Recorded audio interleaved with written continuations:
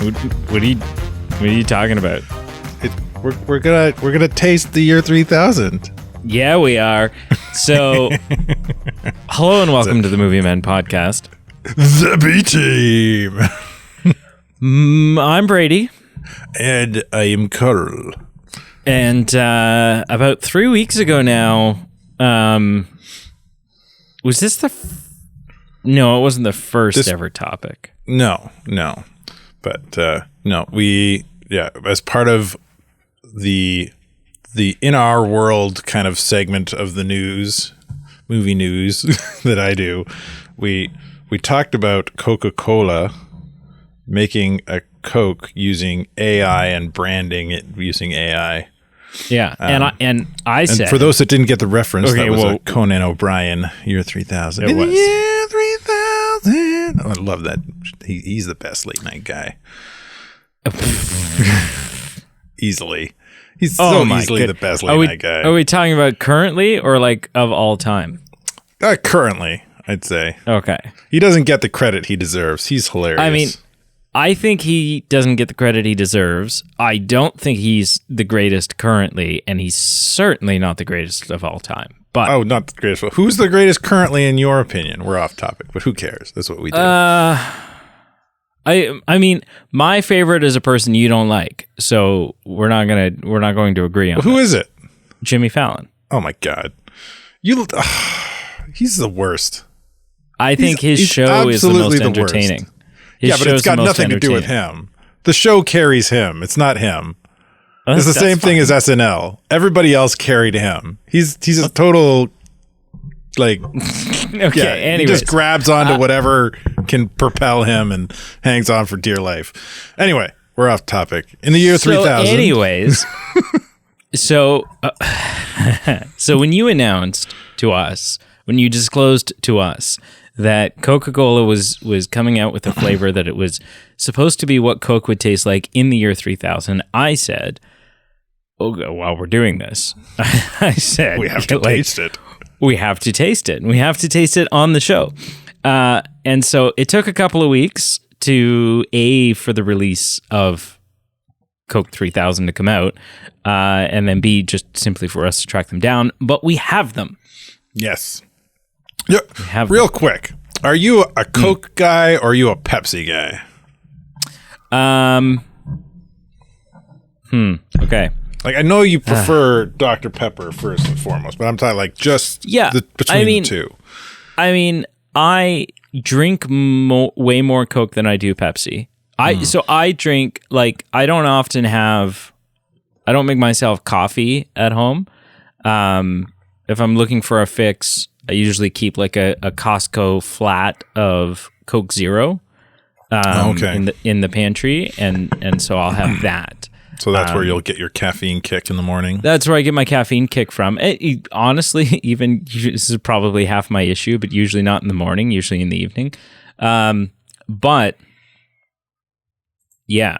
So, but having said that, I think anytime I do have like a Pepsi Zero or Pepsi Max or whatever it is, I think I enjoy that more. And I like the idea that Pepsi is kind of the underdog. And so, there's something just like, I don't know, there's something fun and retro about Pepsi to me, whereas Coke is like, Coke is just Coke. It's become too cliche. So for me, so I think I like Pepsi better too. I've always find Coke leaves a weird aftertaste or mouthfeel in your when you're done drinking it. That's the rusty tin can that you always pour yours into. Well, I mean, as a ritual. You gotta stick with the what you like, and you gotta stick with the way that grandma served it to got me through a lot, man. Yeah. So you have a Coke 3000. I do. I have a Coke Zero 3000 because that's the taste that I'm familiar with. Couldn't even. There was a Coke Zero 3000. Yeah. I couldn't even tell you the last time I had like a original, like a straight up Coke. I'll just crack mine open. So that wouldn't do me any good.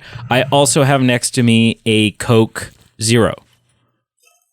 I also have an original Coke next to my year 3000 Coke for the purposes of comparison. So, should we start with the pre-existing? Should we start with? I've already been sipping on it, but sure. Coke tastes like now? Okay, perfect. All right. It tastes like cola. And then there's that weird aftertaste. Yeah. Yep. Yeah, Weird. It tastes like. Ooh, excuse me. Tastes like, I don't know. Dentist visits and water. Dentist visits and stomach issues. This is what it tastes like. This is Coke. It's Coke. Yeah. Okay. Whoa! Smell it. You just smell it first. Oh, okay. Hang on. I was like, you just went for it? No, give it a smell. It's not completely unlike Coke, but there's definitely okay. Hang on. I forget what the actual thing was, but do you remember what the catchphrase for it was? No. I'm gonna Google it real quick. Isn't it like fruity? Yeah, something fruity. Taste the fruity. Yeah. Yeah, it smells like fruity Coke. 15-second commercial here. I'm gonna watch it real quick. But it also, for some reason, kind of tastes like a used shop cloth in like a mechanics. Like it has like automotive fluid,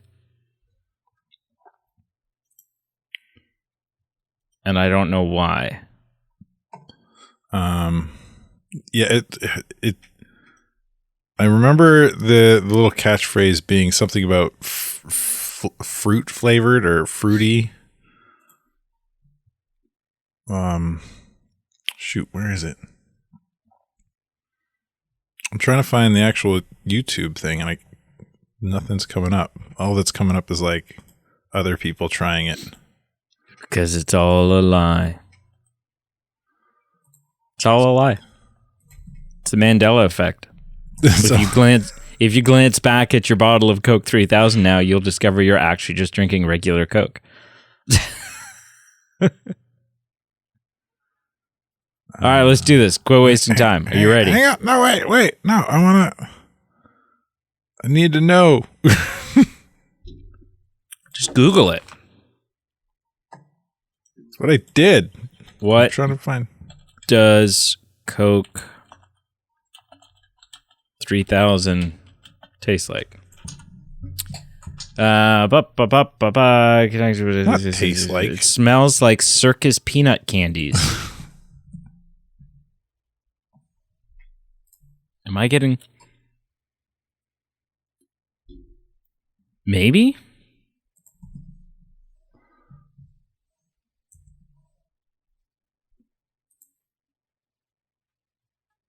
Hello, sir. This is an audio show. I'm sorry. I'm trying to concentrate. All right. Oh, man. Okay, fine. We'll try this. It's like Taste the Rainbow or something like that. Those that have tried Coca-Cola 3000 have said the drink tastes fruity and has notes of vanilla, butter, and caramel. I mean, vanilla and caramel, I think, are... At least caramel is already kind of like a Coke flavor, no? Vanilla, yeah. Okay, here we go. What Coke will taste like 1,000 years from now, more or less? It says futuristic flavored on the bottle. Okay, drinking.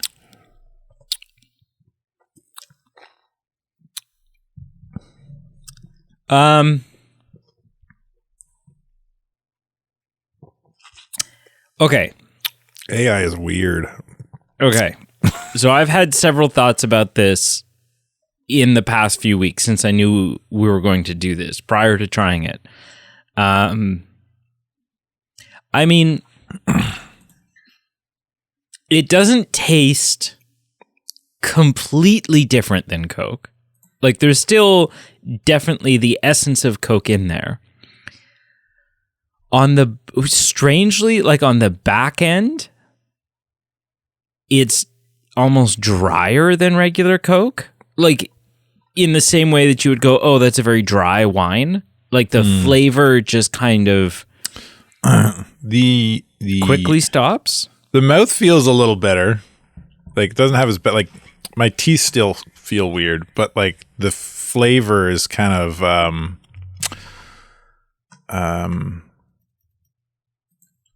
it's got kind of like some kind of fruity aftertaste. But here's the thing I was thinking about, right? So Coke was invented in 1886. And presumably in the 130 some odd years that Coke's been around,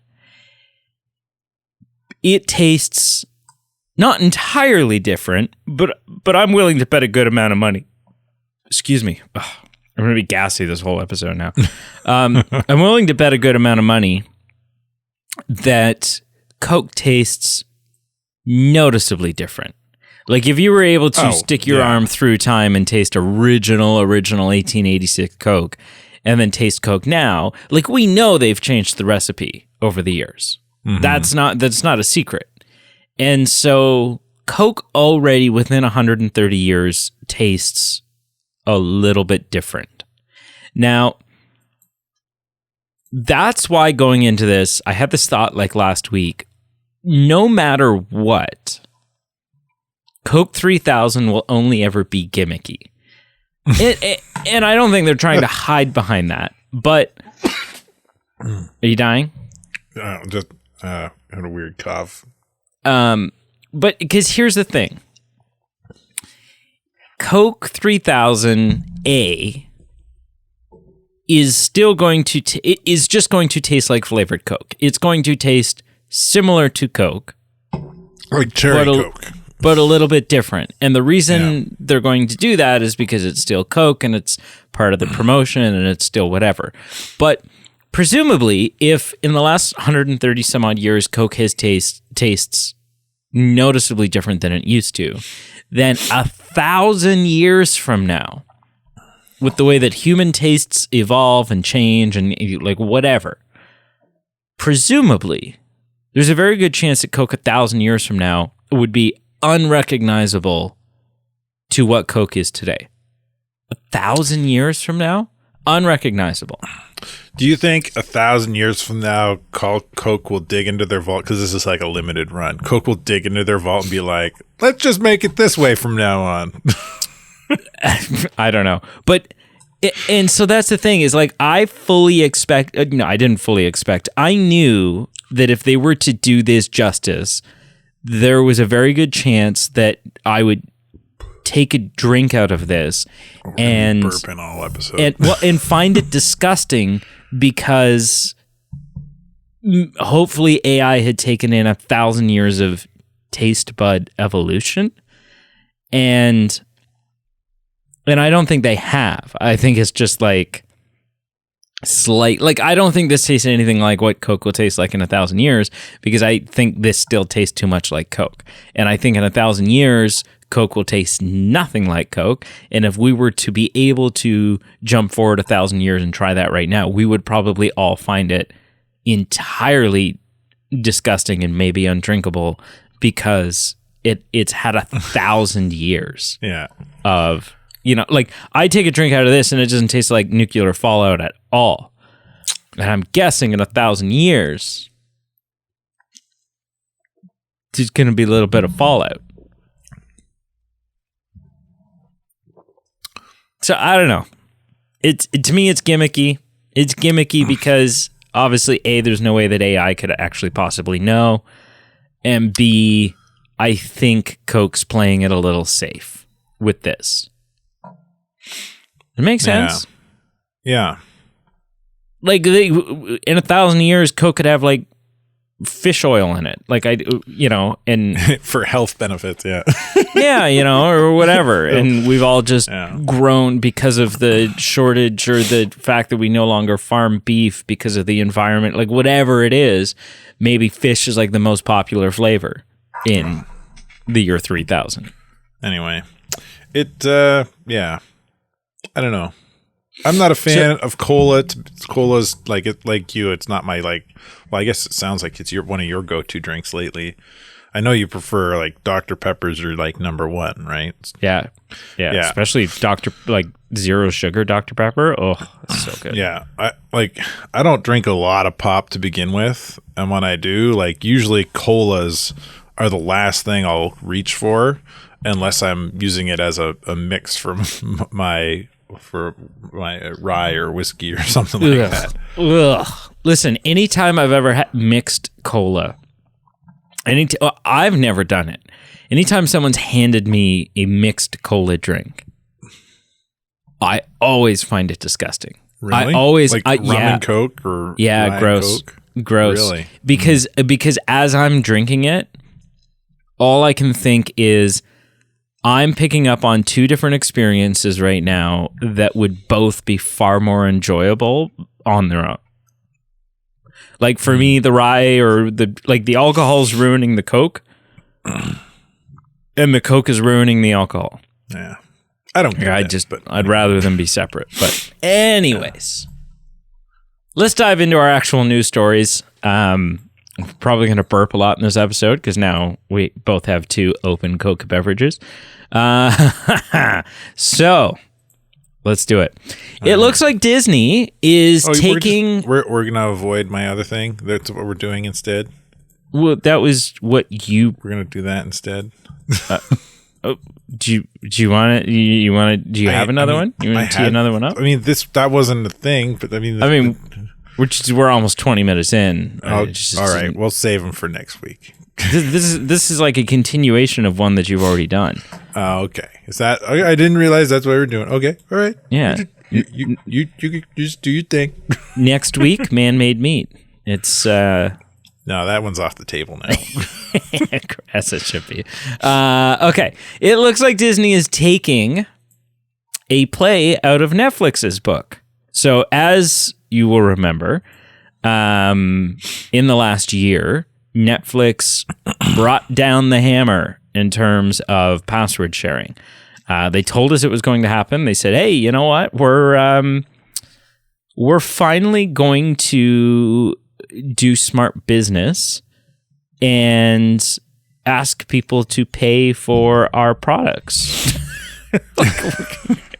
You know, and everyone was pissed off. Everyone was like, well, screw Netflix. This is the worst. And it's like, well, no, actually, you've been stealing. So like, screw us.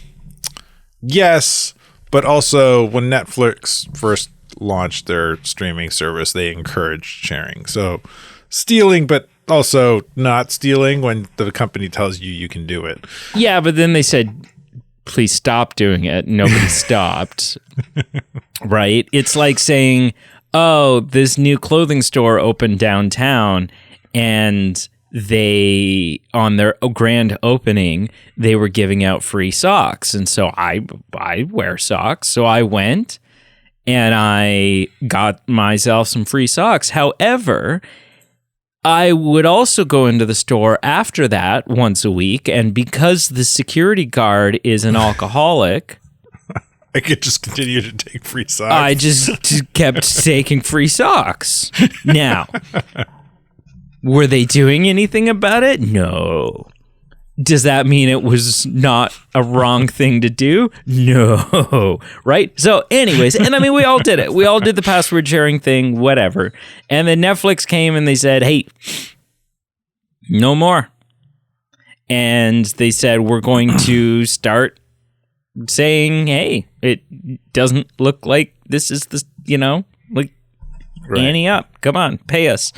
And they did. They did. I got booted off my sister's account. And so that sucks. And everyone was like, well, you know what? This is going to be the death of Netflix. And it wasn't. No. In fact, Netflix saw record signups and is actually doing better now financially than Netflix has ever done. Yeah. So it's also not been a very good move. It's also not been a very thorough, maybe thorough is the right word, thorough crackdown, because the person that I was sharing my Netflix account with still uses it and still watches from their town. Gross. Okay. So it's like there are apparently ways to get around it. They haven't completely figured out how to make it like 100%. It's not super widespread yet. Out.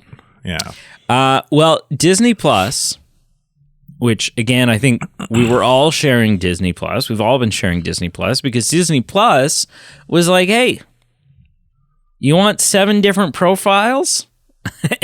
And we were all like, well, I mean, yes. Sure. There's not 7 of us, but sure. And so then in order to like, and then friends would say, hey, did I hear you signed up for Disney Plus? And you'd say, yeah, and I got like 5 extra profiles. So like, yeah, you want one? And we all started doing that. Well, Disney Plus is cracking down now on password sharing as well, but they are taking it one step further. An article from USA Today says Disney Plus updated its online Canadian subscriber agreement.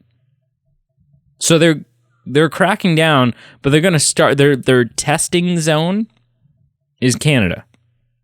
Right. I don't know what we did. I mean, well, I bet you it's just probably because of like with the CRA and some other things, they've got some easier. Canada might have some easier tools to crack down on it.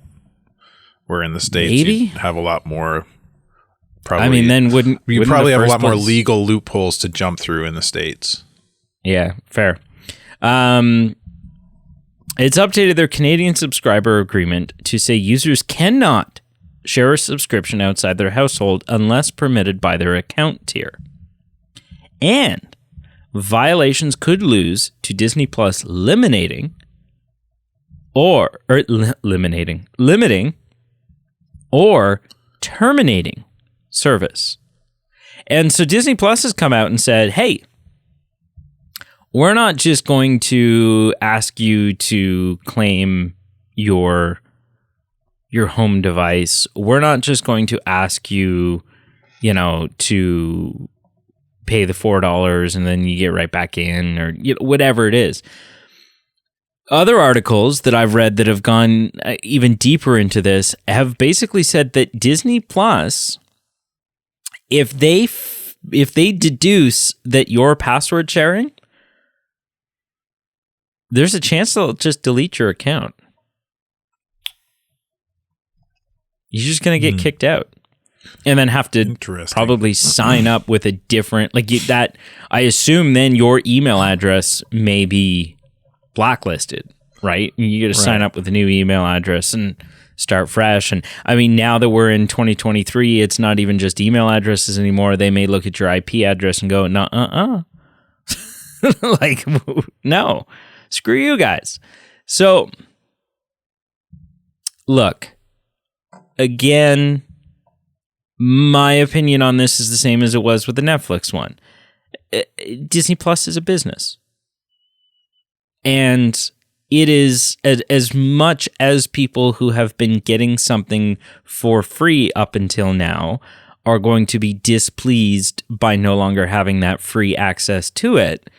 It's not unfair or unwise for a company like Disney to say, hey, you're consuming our product. Do you mind paying for it? Do you mind paying the ticket price for the product that you've been consuming for free for the last several years? Right. So, I mean, does it suck? Not for me. I have my own Disney Plus. Same. And currently I'm not sharing it with it. This will not affect me in any way, but it is going to piss a lot of people off. Fairly or unfairly, and there's going to be Facebook posts and Twitter posts and Reddit threads and whatever else about all the people just like, well, this is going to be the death of Disney. Screw Disney then. I'm not going to. It's like, okay, well, then don't. To each their own.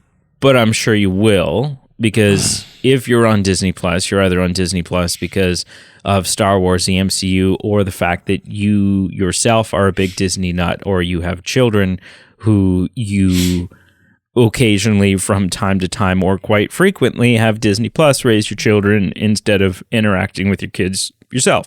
Hey, man, Bluey is a far better parent than anybody ever will be. Just saying. Man, so this doesn't bother me. And I think it makes good business sense. I think Netflix has shown already that, you know what, this works, and it's a really positive thing. Carl, you hear the story. Disney is cracking down. They're going to bring down the hammer and stop people from password sharing. And if they catch you password sharing, they may just delete your account. What are your thoughts on all this?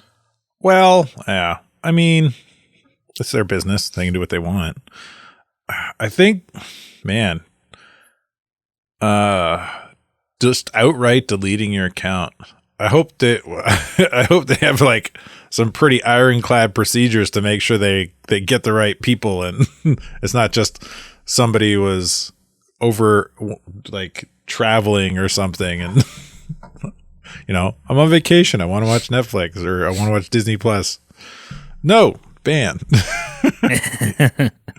It's like, I didn't share it with it. So yeah, there might. Hopefully, they have some processes there in place, or plan to have them in place to mitigate that or correct that if it happens. But other than that, yeah, they can do what they want. It's not. It might hurt them a little bit in the short term, but in the long run, yeah, it's not going to hurt them at all.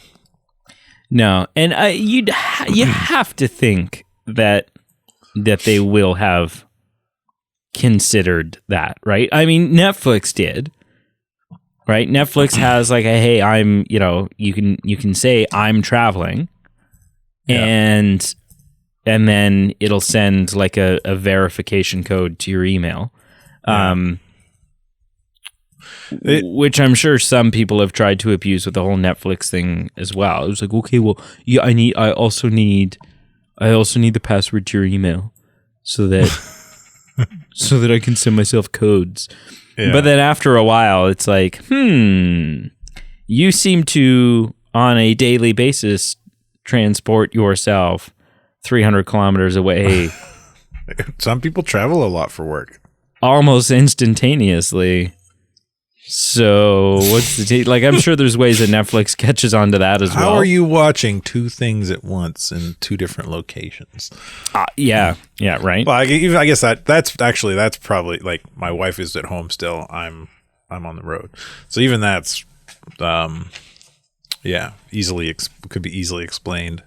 Was still with being in the rules, quote unquote. Yeah, my wife is watching Stranger Things and threw me out, and so right, like at what point it's like, you never, Carl never actually seems to watch Netflix from home, ever, not once.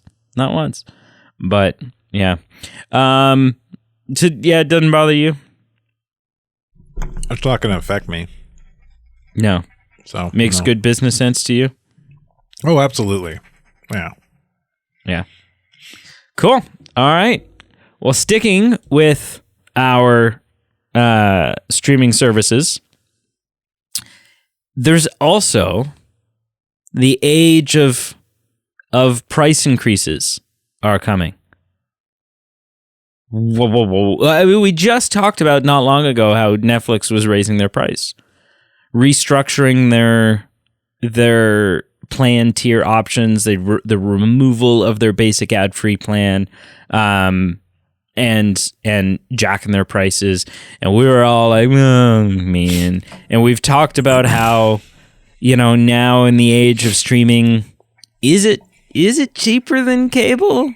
I mean, that was the whole thing, right? It's like, it's going to be cheaper than cable. Let's all cut cable and switch to streaming. Got to the point where it's pretty much just cable all over again. It's just cable all over again. Or satellite.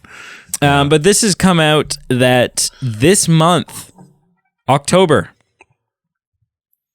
the majority of the larger streaming services are increasing their prices. So starting with Discovery Plus. Now, these prices are American prices. So they'll be increased for Canadian dollars. Yes. So, Discovery Plus. This one has actually already taken effect. So for Discovery Plus used to cost $6.99 a month for their ad-free plan. Right. That's going up $2 to $8.99 per month. And their actual ad-supported tier at $4.99 a month is going to stay the same. So there's no issue there. Unless you live in Canada, in which case that's going to go up $1 as well. Because I don't know, because screw Canadians. I don't know. Disney Plus. So not only is Disney Plus cracking down on their password sharing, but they're also raising their prices again. So, because why not? So currently, inflation, Disney Plus is $10.99 a month, which will be going up to $13.99 a month. $14 a month. Now, you look at that and you go, wow, it's just $14. Like, that's still a good value. You know, it is what it is. Yeah. And I agree. Depending on how much you use it, it could, yeah. I agree. But I will also point out that $14 a month is roughly double what Disney Plus launched at just a couple of years ago. All right. Now, Disney Plus launched stupid cheap, and I think you're a moron if when Disney Plus launched, you thought that there was going to be significant longevity to those ridiculously cheap, like $7 a month prices. But it's now double. Hulu,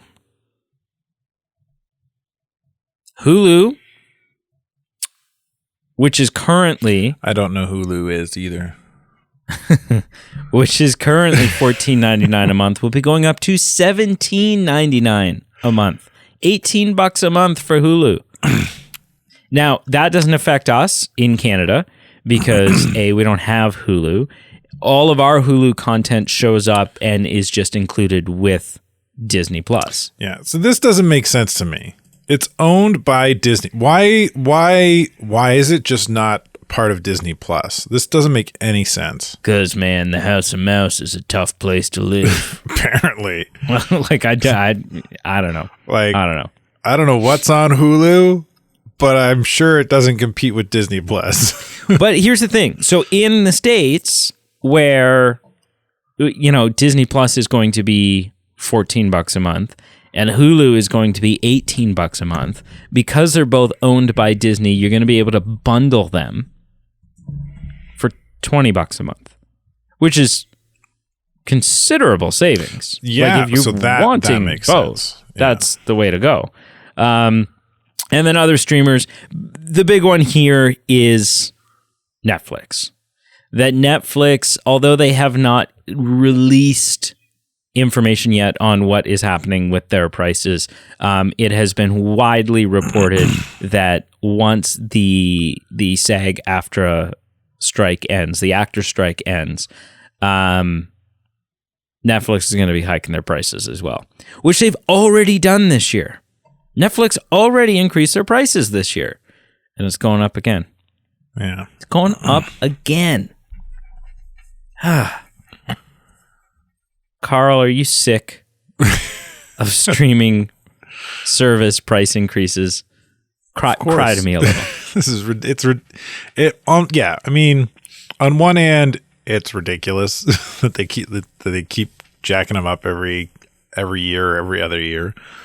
On the other hand, you know, cost of living and cost of everything else goes up every year too. So it kind of makes sense because they got to pay their employees and their everything that they need to keep the the wheels spinning in their business, and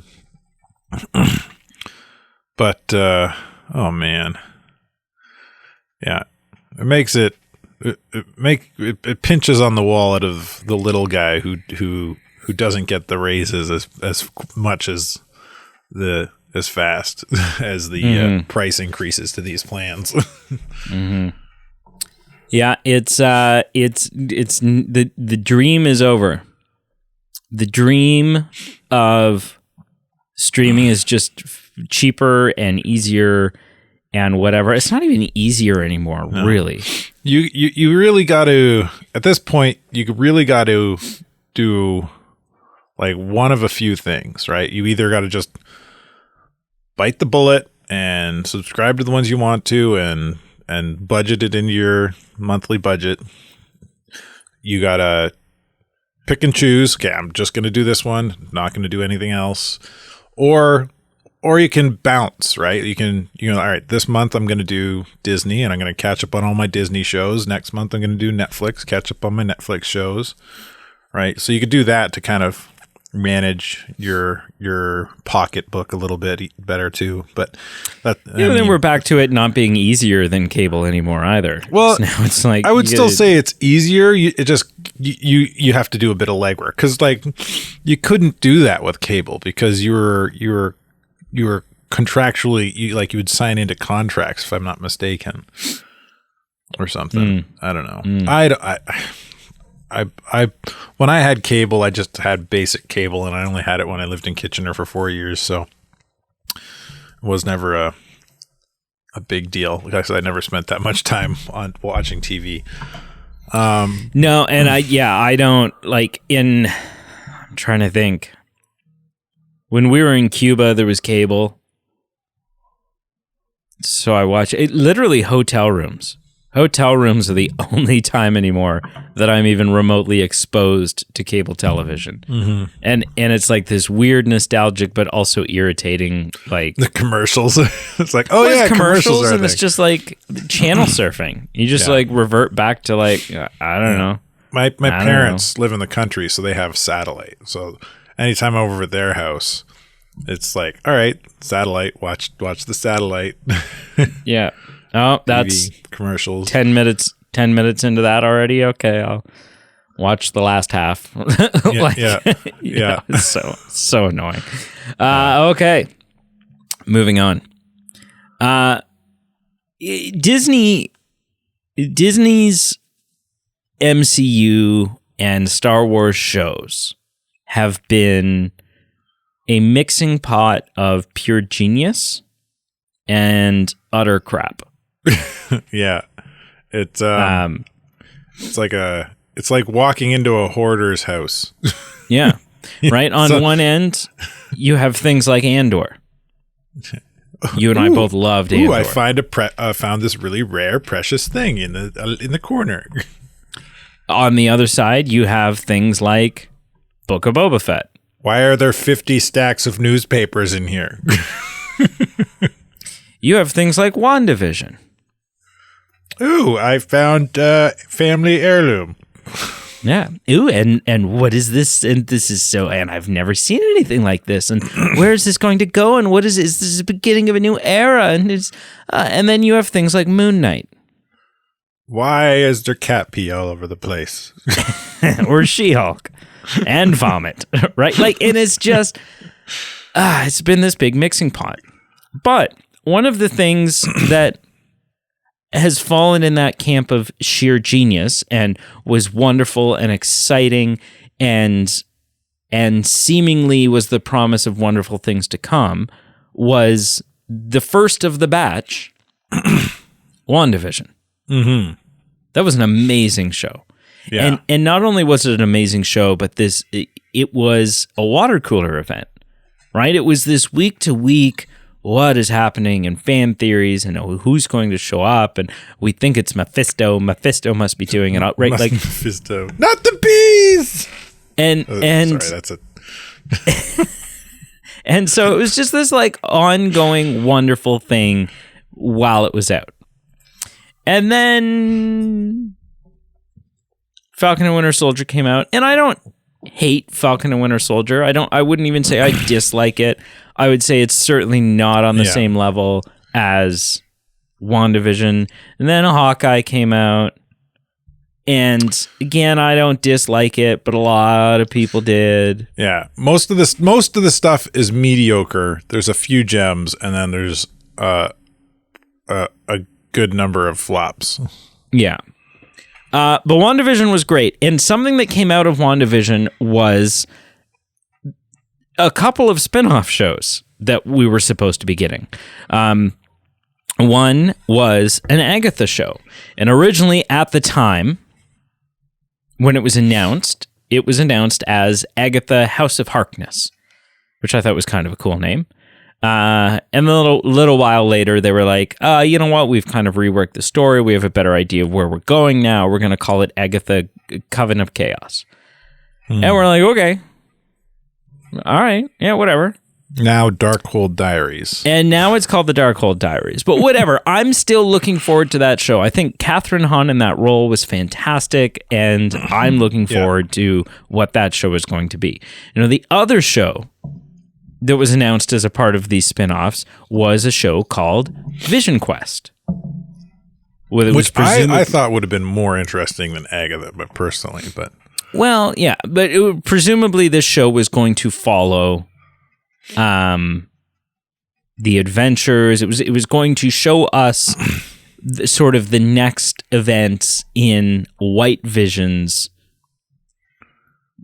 life. Life seems like the wrong thing. It was going to show us kind of what happened next, give us some answers, and kind of unfold that part of the story. Yeah, but in the last episode or two, there was that really interesting where Vision stopped White Vision by kind of, I can't even remember. It was the ship of Theseus, but I can't remember what the. So it was about the theory in there is.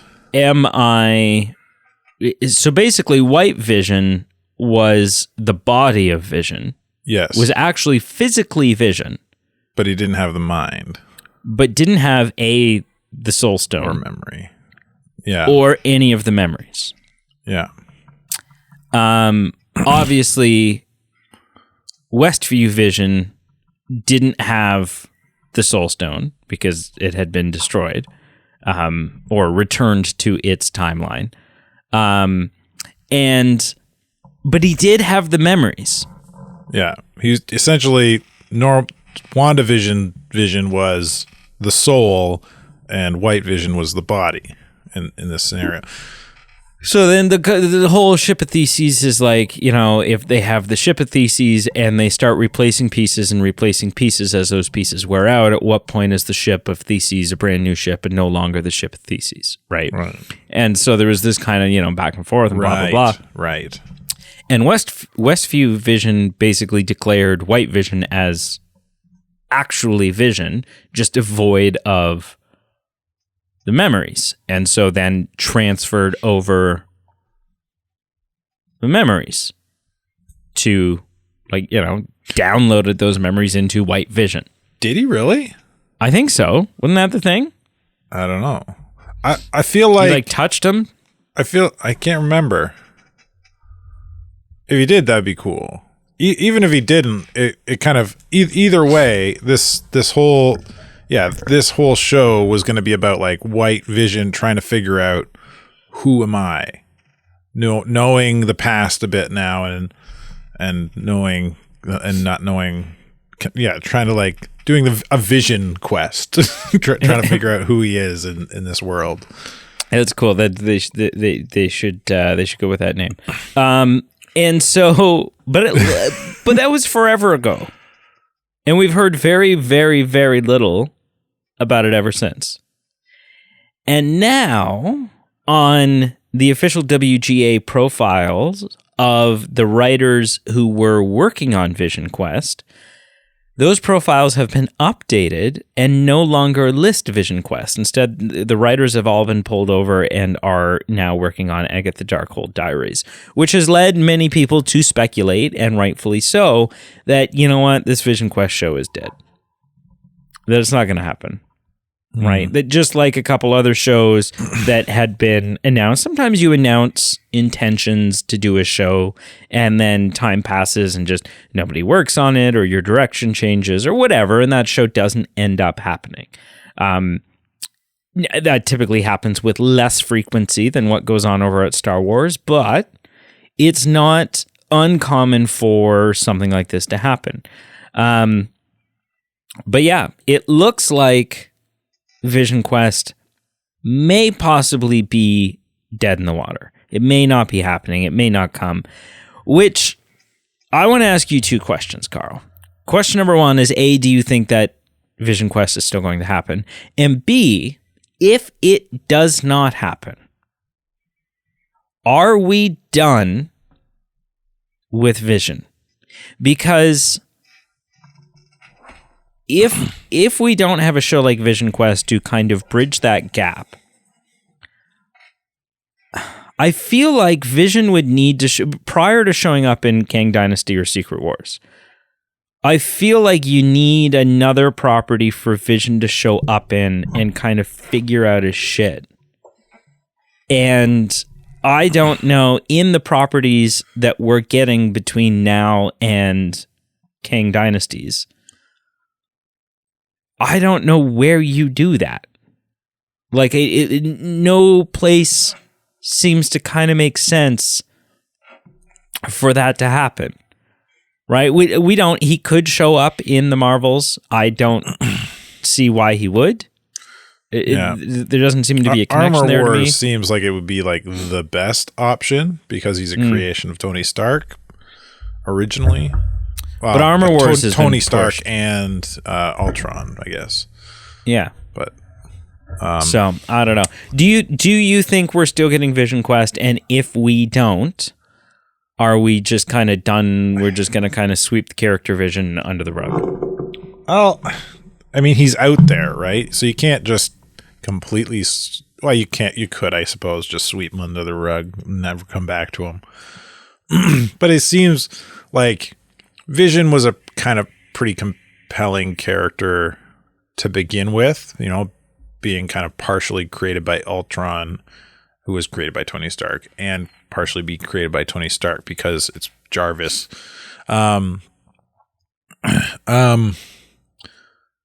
So like, and then Thor bring him, and he I thought he was a pretty compelling character in the first, in the Infinity Saga. And now with White Vision being the Vision, because the other one was just make believe, pretty much make believe brought to life, but now gone again. I think he's even more compelling because he's got some. We're Infinity Stone Vision. He was very sure of who he was, and he was just kind of trying to figure out what life would look for him would look like as a hero, I guess. But he was pretty sure about how he should do things, right? Pretty robotic. But with White Vision kind of questioning the nature of his identity, and so there's some inner turmoil now that the original Vision didn't have that can create some really interesting story elements. So I think he's an even more compelling character than he was prior. Do you think Vision is a leading character, though? Like, do you think he's a character that could carry a show and we would all remain interested? Like, he's great as a part of the Avengers. He's great as an ensemble character.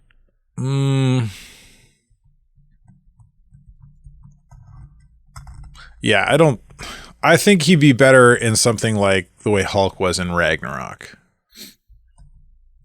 Right. Like, yes. he tags along, or he's got a parallel journey to another the main hero of a story. Mm-hmm. Yeah, and I'm wondering if that has something to do with the cancellation of this show. I don't think we're gonna get it. Yeah. I don't think that might be one of the reasons why it was canceled, but I think it was main reason is probably just because there's been a lot of crap thrown out, and Disney's finally starting to. We've heard about it a little bit with Disney, where they're kind of cracking down on like stop announcing stuff and start making stuff, right? I think maybe Marvel's gotten the same kind of email from the higher ups in Disney. Yeah, well, when Bob Iger returned to Disney as acting CEO, one of the things he said was that that at some point during his absence from the company, Marvel, specifically in terms of Disney Plus, seemed to put more of an emphasis on quantity over quality. Yeah. And so his instruction has been to hone that in a little, right? Yeah. So, yeah, I don't know. It'll be. I love Vision as a character. I don't know if Vision as a character is a leading character. I don't know if that's a character that could carry a show on his own and keep us all interested, and that's something that would make sense. I don't know. But we'll just kind of have to wait and see and find out whether or not this is actually going to come. So I don't think it will. I think it's dead in the water. Coming? Dead in the water. I think just like I think pretty much at this point, anything Disney or Star Wars that's been quote unquote shelved for now is done. We're never going to see the light of day, and this is one of those kind of things. They've said this is canceled, so that's maybe a little bit different, but I think it goes right along with everything that's been shelved. Like it's being locked in the vault, and it's not going to see the light of day. Okay. All right, moving on. Taylor Swift. Are you a Swiftie? Big name right now. Would you consider yourself a Swiftie? I wouldn't consider myself a Swiftie. I don't dislike Taylor Swift and enjoy seeing her on her crazy path of success right now. And there's quite a few Taylor Swift songs that I enjoy that I think are quite good. But I don't know the first thing about Taylor Swift's personal life. Right? Like I don't follow Taylor Swift. Yeah. You just appreciate her music and what she's done career-wise. Yeah, like in order to be a Swiftie, I feel like you like I should at least know Taylor's middle name or something. Do you know what I mean? Like it's that kind of level of fandom. Yeah, well, I know who she's dating. This is everybody part of the story. Who she's dating. It's all over the news. So there are memes are everywhere. Anyways, there were rumors going around a while ago that Taylor Swift, and they're just rumors, that Taylor Swift may appear in Deadpool 3. And we didn't talk about it, we didn't report on it, because it just seemed like aimless rumors. Like they were just baseless rumors. And everyone's going to be in Deadpool 3, right? Like, so it was just kind of like, wow, it's just another Deadpool 3 rumor, and this time kind of a goofy one, so probably made up by some Swiftie, and so who knows? Well, it is still just a rumor. Nothing has been confirmed about whether or not Taylor Swift is going to be in Deadpool 3, but as everybody knows, Taylor is dating Travis Kelce, the football player for the Chiefs.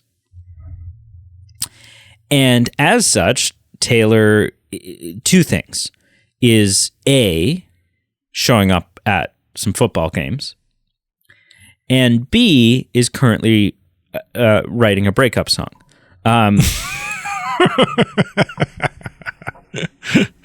As you got to be prepared, right? As you do, you got to be prepared. And when that happens, the Chiefs winning streak will come to an end. I don't know if they're on a winning streak. But yeah. And so there was a game recently that Taylor Swift had a box for. She was in a box. And it was, I don't watch football, but I've watched several clips from this game because it was bizarre. It was a bizarre event because every time Travis Kelce even got his hand on the ball, the camera would cut to Taylor Swift up in the box. Just to like get a reaction, or like it became less about football and more about Taylor and Travis. You started watching football recently? Is that what I take away here? No, not at all. And this football game actually had like record numbers, and a large portion of that were Taylor Swift fans who had never watched football before. And so they did like a pre-football thing where they were like, the wording was legitimately for the Swifties that have never watched football before, here is a little bit of a breakdown on what's happening and why this game is important in the context of football. But like they did a little public service announcement for Swifties because they knew that the number of people watching this game, there's going to be a larger than average group of people. We have to explain this for the we're going to explain football here. Yeah. And so anyways, every time it would cut up to Taylor Swift's box, obviously all the Swifties would lose their mind. However, Taylor Swift is not the only one in this box, which is not unusual. But what may be unusual is who else is in this box. Now, Blake Lively is there. Actress, I assume maybe model at some point. Blake Lively is in this box right beside Taylor Swift, and they're like kind of nudging each other and gushing a little bit for Taylor's boyfriend, and it's cute, and it's, whatever. It's just girls having a good time. Ryan Reynolds is there. Now, normally you might go, that's a little weird that Ryan Reynolds and Taylor Swift together in a box watching a football game, but Ryan Reynolds is married to Blake Lively. That makes sense. And so of course, there's the possibility that Ryan is there as Taylor's guest, in which case Blake is just there as Ryan's guest, or Taylor and Blake Lively are friends and so invited Blake and Ryan tagged along, because why not? Hugh Jackman is there. Well, okay. So now you have Taylor Swift, Deadpool, and Wolverine in a box. But Ryan Reynolds is there, and Hugh Jackman is good friends with Ryan Reynolds, and they're currently on strike together, but also currently shooting a movie together. So Ryan is in town, and they're doing, or Hugh's in town, and they're doing stuff together, and so that's it. It's not. It's a little more. Okay, hang on, but it's also still kind of like you can trace a trail of logic through this that makes it make sense. Sean Levy is there. And for those of you right now saying, well, who's Sean Levy? Sean Levy is the director of Deadpool 3. And it's possible that everyone's buddy and was just like, hey, Sean, you're not working right now either because of the strikes. Why don't you come join us? What are you doing tonight? Nothing? Come to a football game. Or they're all there because they've recently worked together because Taylor's been seen on set. Now, that doesn't mean anything, Celebrities make the number of celebrity visits to sets of films when that celebrity doesn't actually turn out to be in the film is endless. You're missing a theory here. What is my theory that I'm missing? Okay, so Ryan Reynolds recently bought a football soccer team. Right. Maybe he's looking at buying either the Chiefs or the Jets. And needs the director of Deadpool 3 there to... Well, I mean, he just, he's like, "Hi, guys, I'm looking at buying these teams. Come on out." And as they're walking up to their booth, they cross paths with Taylor Swift. She's like, "Hey, why don't you just come hang out at my booth?" And then they all went to his... And, yeah. I don't know, man. Look, when I first heard the rumors that Taylor Swift could be in Deadpool 3, and the speculation is that if she is in Deadpool 3, she'll be playing Dazzler, a mutant who is able to... She can create energy with the sounds voice. She makes. Yeah. Yes. With her voice. Taylor Swift, if you're gonna have a singing mutant, right? Like, when these rumors first came out, I dismissed them pretty quickly, pretty freely. I was just like, yeah, okay. I don't know anymore. I don't know. It could be as simple as the same thing that happened with Celine Dion in Deadpool 2. Deadpool 2, the opening song was sung by Celine Dion and Deadpool, and they did a bunch of stuff with Deadpool for promotional stuff. Music video together and for promotional material. Yeah. It could be something like that too. They're going to use a Taylor Swift song and they're going to do some promotional work with her. Because here's the thing. If you're Sean Levy and you are thinking to yourself, what left field cameo could we put in our film that would guarantee millions of people who may not have otherwise come to see our film are going to buy repeat tickets right now? That answer is Taylor Swift. Yeah. Hands down, pants down, that is Taylor Swift. Well, you can keep your pants up. You don't have to do that. Well, that's a football game. And what does that have to do with pulling your pants down? I don't know. I've never been to a football game. What do you think they do at a football game? I don't know. Show your enthusiasm. And so, look, it does seem suspect. It seems a little sus that all of these people, during a time where these rumors are circling, would all happen to show up just hanging out buddy in a football boot box together. Right. I don't know. I am changing my possibility of this happening from 1% to like 65%. Yeah. If you're going to get somebody to play Dazzler, Taylor Swift not only fits the role in terms of looking like Dazzler, but she also kind of embodies Dazzler as a character, because Dazzler in the comics is a famous singer and performer. And she uses her mutant ability, which I pulled up wiki here. Dazzler's mutant ability is to transduce sonic vibrations within reach of her body into various types of light. So she creates her own light shows in the comics when she's performing. So what do you think? Like, who do you get to play Dazzler?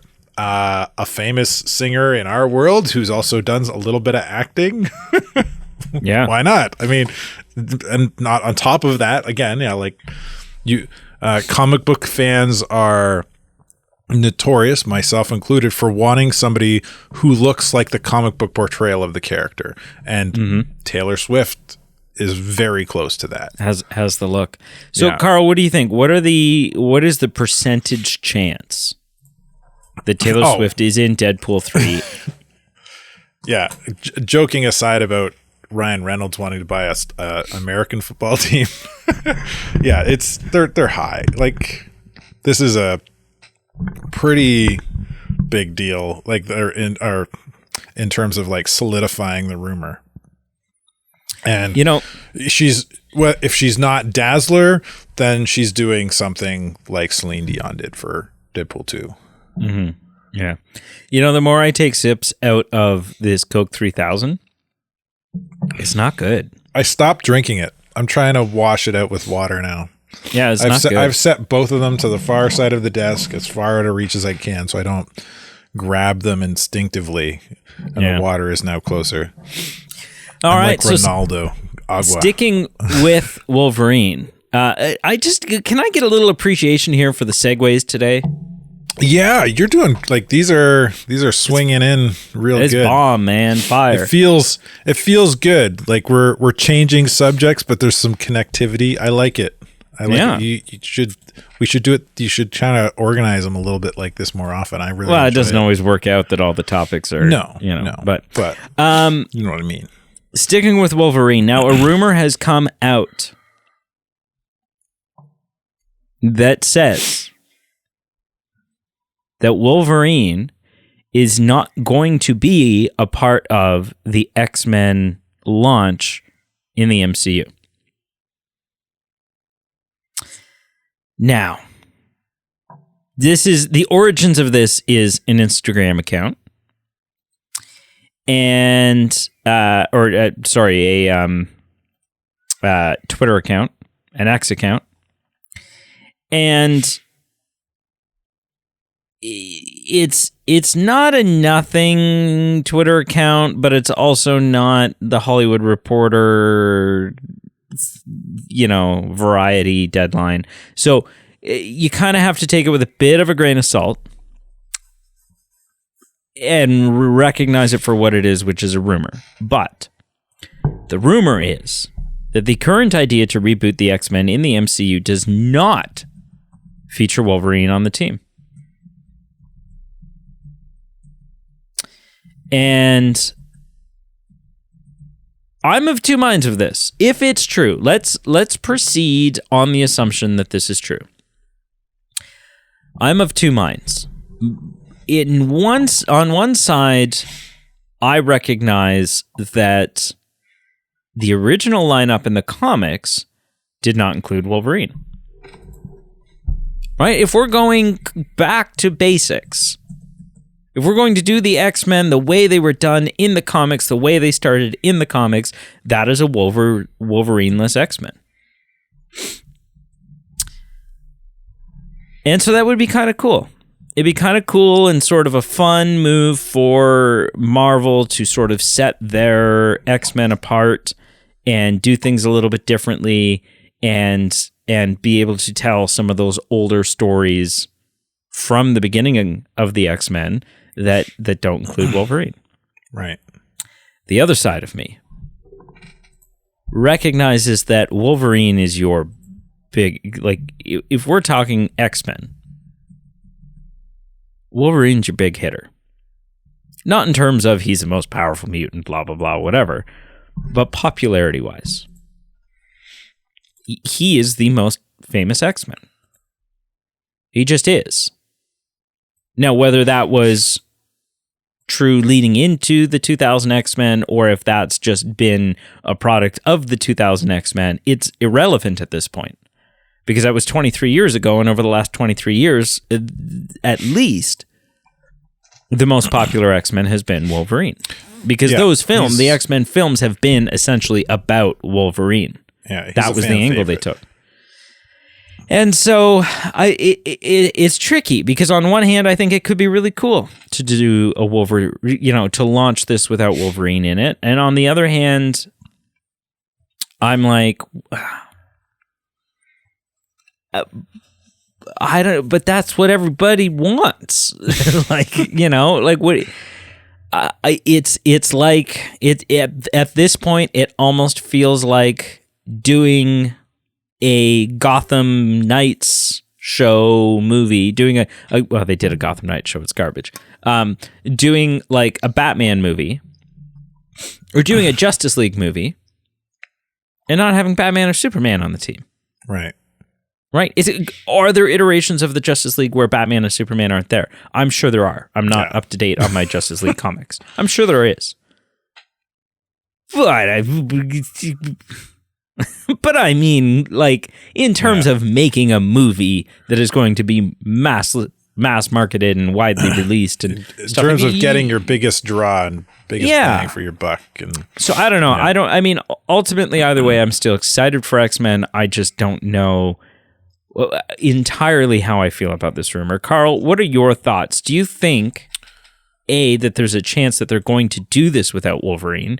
And if they do, is that a good idea or a horrendous idea? Okay. Well, knowing you're a big Wolverine fan yourself. Yeah, I'm a big Wolverine fan myself. It would be the comic I would reach for as a kid, buying comics before anything else. But just some like context here, like you mentioned, like original iteration of X-Men didn't have Wolverine. So the original X-Men, created by Stan Lee and Jack Kirby, was in '63. Wolverine wasn't created for another 11 years, 74. Is that 7, 8, 9, 10? Yeah, 11 years later, Wolverine was created. It wasn't for another 3 years before he even joined the X-Men. So a total of 14 years after the X-Men were introduced before Wolverine joined the team officially. So here are my thoughts. I think it's a good idea. I think you introduce the X-Men without Wolverine. But that does, just because the Wolverine's not in your X-Men film doesn't mean that Wolverine doesn't have his own movie or show. Oh. Right? Like you're introducing mutants. There are a lot of mutants, right? You can have an X-Men movie, a Wolverine movie, and like an X or an X-Force movie, and like maybe like one of the other superhero team mutant teams out there, or you know what I mean? Yep. Like to introduce like a vast array of mutants in 1 year. You do like, okay, let's just introduce a bunch of mutants in this year.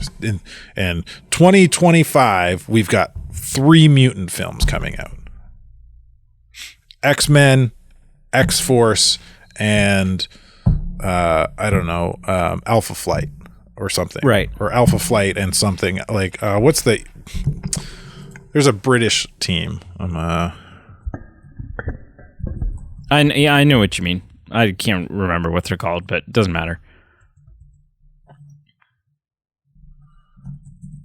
But it matters to you. So I'll look it up. The Union. The Union. But with Captain Britain, and there's a lot of people pushing for oh shoot, his name just slipped my mind. Was Superman and The Witcher. Henry Cavill to be Captain Britain. Which would be pretty cool. And Captain Britain's got a pretty cool power base, which would be fun. Anyway. So I think if that's going to happen, I think that's the way they would do it. Like, right. I can't see them leaving Wolverine behind for like, you're introducing the X-Men, and like when's X-Men supposed to come out or rumored to come out? We don't even, I mean, they're just talking to writers now. So okay, so let's just say, this isn't it, but let's just say 2025, right? X-Men comes out. If you don't have Wolverine for like that year or the next year or the like that would like I agree like you're leaving one of your A-listers behind on the bench. Yeah. And the article you've listed, you linked me here. Where is it? It talked about like here it is.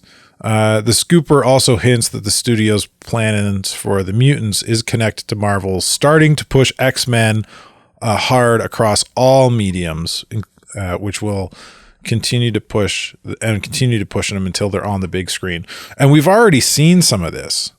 So for those that are unawares, that aren't into comics, when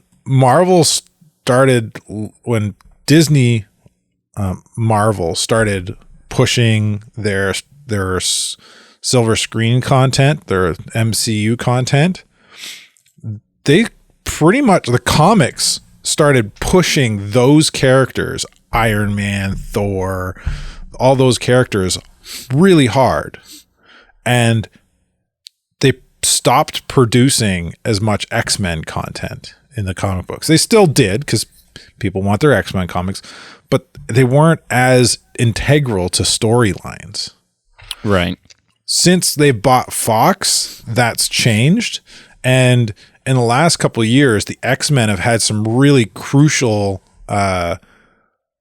story arcs, and mutants have had some crucial story arcs within the comics, including they're ramping people back Avengers. Up again. There was an Avengers versus X-Men story run. They did a Civil War 2. The first Civil War was very similar to what we've seen in the MCU. Civil War 2 was more like mutants versus others again. And very recently, in the last, I think it's 5 years or so, the mutants have essentially gotten their own continent, which is called Krakoa, and it's only mutants live there, and there's a whole bunch of really crazy storylines around Krakoa. And actually, like, mutants can't die. They get like reborn. Krakoa is like a sentient island, some kind of mutant island, and it like if you die, there's like it has like a database of you, and it just like remakes you. You get like reanimated on the island if you die, as you do, you know. So it's been pretty. The comics have been pretty kind of already kind of doing what this guy has said. Mm-hmm. So anyway. Yeah, it'll be interesting to see. Either way, I'm fine with it. I said, I think it could be really interesting. I think the bigger question than this is still like how do you introduce mutants into the MCU? Yeah, that's who the hell knows. All right, moving on to our final topic. We've gotten an official announcement, and I didn't send you any links. Give me a link. No, because I just wanted to hear your in-person reaction as we went here. We have the episode list, the list of the titles of the episodes for What If Season 2. Ooh. Now I have I'm going to stop trying to look it up now. Okay, I have two lists here. One is the official list, and one is a list that came out a month ago of rumored titles. And the lists are a little bit different, and I want to read them both to you. What do you want first? Do you want the ones that were rumored a month ago, or do you want the confirmed ones that we have now? Give me the rumors first. Okay, so the rumors. The rumors were that the episodes listed were going to be What If Gamora Killed Thanos? What If Captain Carter Finds Hydra Stomper? Hydra Stomper is Steve Rogers, isn't it? Yeah. What if the Tesseract landed in the I don't even want to pronounce this because it's a Native American name that I'm going to butcher. But what if the Haudenosaunee lands in North, so it lands in North America. In North America before the colonization of America. What if Hank Pym and Janet Van Dyne fought the Red Guardian during the 1980s? What if Yondu delivered Star-Lord to Ego? What if Happy Hogan saved Christmas? Which this version would be an alternate. This episode would have been an alternate version of Iron Man 3. Okay. What if Wanda had grown up watching musicals instead of sitcoms? Wait, what was that? What if Wanda had grown up watching musicals instead of sitcoms? That would be interesting. What if Odin and Hela had faced Wenwu? Wenwu. Who's Wenwu? The bad guy from the Ten Rings. Shang-Chi's dad. And what if the Avengers had fought Surtur? The Avengers fought Surtur. Yeah. So those were the rumored ones. And I was going through that list and I was like, ooh, these all sound very interesting to me. Like, I was like, okay, cool. Because I was lukewarm on What If Season 1. Some episodes I thought were very fascinating, and then others, it was, kind of whatever. So some of those are in the confirmed list. All right. So, one. Okay. As one you go is through in the confirmed list. Only one of those is in the confirmed list. Yes. Which one? Season 2, episode 6 is going to be What If Happy Hogan Saved Christmas? And so not the here's one I think I would pick if I had a choice, but here's the actual list, and some of them sound interesting to me.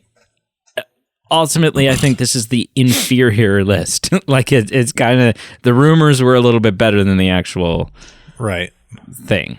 No, two of them are. What if Captain Carter fought the Hydra Stomper is also on here. Fought or found? Because last time you said found. Did I say found? Yeah. Let's see here. Okay, so in the rumor one, it was what if Captain Carter finds Hydra Stomper. The official one is what if Captain Carter fought the Hydra Stomper. So so that one sounds like a kind of more like, that's like what if Steve Rogers became Winter Soldier kind of thing. Yeah, kind of. Yeah. Okay, so here's the official list. Episode 1, what if Nebula joined the Nova Corps?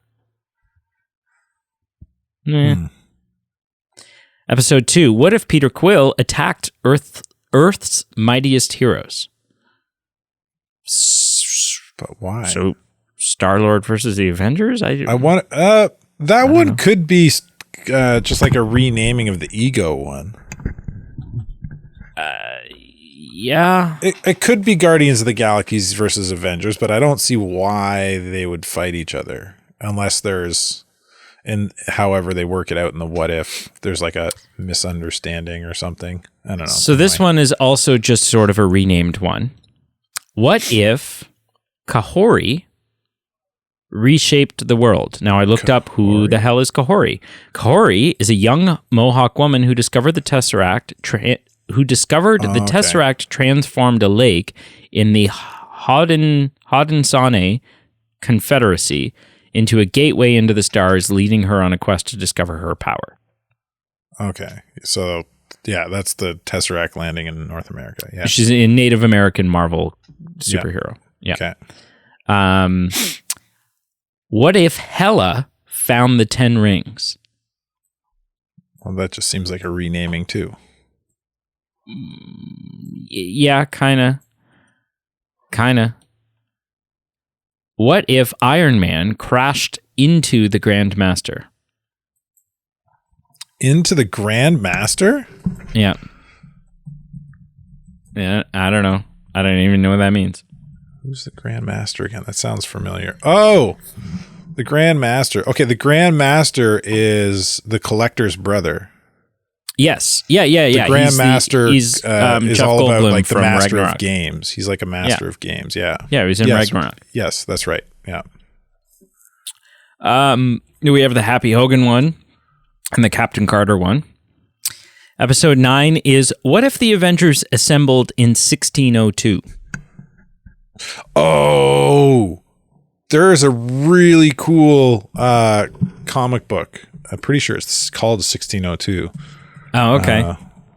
That one interests me more than many of the others. Yes, it is. So I have some of these comics. This is really cool. These are really cool comics. Yeah. So that one I'm actually looking forward to. Yeah. This is really cool. And then the series finale, episode 10. Yeah. What if Strange Supreme intervened? Intervened in what? I don't know. I don't know. I don't know. I'm guessing that towards the end of season 1, it became more of a congruent storyline.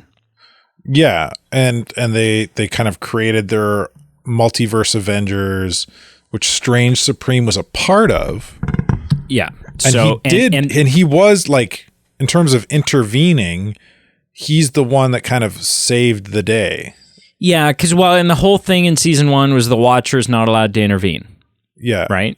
He's not allowed to intervene. And so I'm guessing season 2 is going to be either a big continuation of that Ultron threat, or but like it's Strange going Supreme to be the conclusion. Was Strange Supreme. Ultron was defeated, and see, you keep saying Strange Supreme, and all I can think of is Taco Bell. So that's where we're at as far as me taking this series. But like the end of the first What If, the multiverse Avengers were formed. Black Panther was Killmonger. Yeah. They took Killmonger took his place on that team. Yeah. And at the end of it, Ultron was defeated, but Killmonger took the Infinity Stones, and Strange Supreme somehow trapped him. I can't remember exactly, but I'm pretty sure that's how it worked out. Like between Strange Supreme and Peggy Carter, they tricked Killmonger and they trapped him. And Strange, essentially, like, because his universe is gone and he's living a life of isolation, he's essentially, if I remember correctly, which I'm not 100% here, so if I'm wrong, feel free to correct me in comments. I don't care. I don't read them anyway. That's Brady's job. But he essentially, like, he's got a life sentence of solitude anyway, and he takes it upon himself to watch over making sure that Killmonger never escapes. Sure. I don't know. I think. I feel like that's what happened. I could be wrong. I feel like I have to rewatch it. There's the list. Like I said, I think the rumor list was maybe better than, in some ways, it seems better. It seems like there's a lot more there that are like they've just renamed than anything. Like I feel like the Peter Quill, because it's you said Peter Quill attacks Avengers, right? Yeah. Right. It doesn't say the Guardians of the Galaxy. No, just Peter Quill. What if Peter Quill attacked Earth's mightiest heroes? Right. Which makes me think that that's the rumored story. It's the same as the rumored story. Right. Yondu gave him to Ego. And now as Ego's son, he's attacking the Avengers. He's attacking Earth. So many of them are similar. I think the only one that I'm looking at and I'm like, oh man, like that would have been great. And maybe it is still the same. Maybe the 1602, maybe in 1602, the Avengers end up fighting Surtur. But I'm like, ooh, that Surtur one could have been fascinating. But I don't think that'll be the case. 1602's, at least the comics I read, Surtur wasn't a thing. Thor wasn't a thing in 1602. No. So what are your thoughts on this list? Is season 2 shaping up to look interesting to you, or are you going to dread reviewing it to me week to week? No, it sounds like a fun list. I think it all sounds fun. The 1602s really piqued my interest because that was a really fun comic run. Yeah. Yeah. And we won't have to wait long. Like we're literally like 2 months out from starting our reviews of season 2. So that will be exciting. You know what else is exciting? What? That's it. That's the news. Oh, we're done. We're done. Thank you so much for listening. Make sure you check out our Facebook, Instagram, and X, formerly known as Twitter, listed below. Check out our Patreon page. For as little as $1 a month, you can support the show and give back. Give back. Just give back. I meant to say get some fun things in return. I said get back. Give back. Now I'm saying get back. Get back. Get back. Like the Beatles. Get back to where you once belonged. Is it something like that? Yeah. And we have a merch page. There's kids stuff on our merch page. Why'd you say that like it was creepy? Because apparently we're not above using kids to promote our work. That's true. That's true. Yeah. Child labor. That's the movie men way. And until our next episode, where we will be reviewing the series finale of Ahsoka. And then right around the corner, we're also starting our Loki season 2 reviews. Yeah. And Pete and I are reviewing Corpse Bride. That starting sounds off, like fun. Kicking off our Halloween. I have not seen episodes. Corpse Bride. No, it's only like an hour and 15 minutes long. So it's not a big commitment. Wow. If you're wanting to. Sounds like a good family movie night. Jump in. Yeah, you should do it. Send us off, Carl. We do not recommend Coke Y3000. Not at all. I mean, it's a fun little gimmick if you're wanting a fun little gimmick. But that's it's kind of where it ends. I'm gonna go dump mine down the drain now. Wasteful.